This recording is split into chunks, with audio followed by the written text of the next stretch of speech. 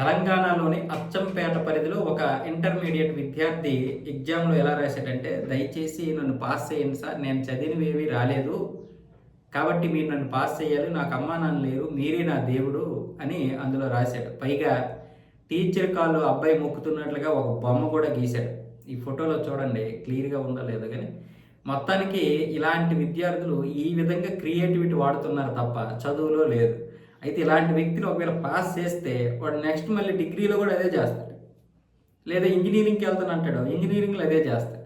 ఇలాంటి వాళ్ళు చదువు విషయంలో టైం పాస్ చేసే బదులు ఏదైనా ఆ క్రియేటివిటీని తన యొక్క జీవితానికి ఉపయోగించుకోవడానికి అవకాశం ఉంటుంది. కాబట్టి అబ్బాయిని ఫెయిల్ చేసేసి, అంటే ఒకవేళ ఫెయిల్ చేసేస్తే ఆ అబ్బాయి పని ఏదో అబ్బాయి చేసుకుంటాడు. లేదంటే వీళ్ళని పాస్ చేస్తే ఇక ఇదే విధానంగా మిగతా మరికొంతమంది తయారవుతారు.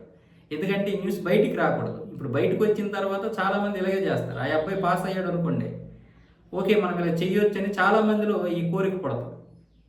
కాబట్టి ఇలాంటి వారిని, అంటే పాస్ అవ్వకపోతే పాస్ చేయకపోవడమే మంచిది. కాబట్టి వాడు తన జీవితం కోసం ఈ క్రియేటివిటీ ఉపయోగిస్తే మంచి ప్రయోజకుడు అవుతాడు.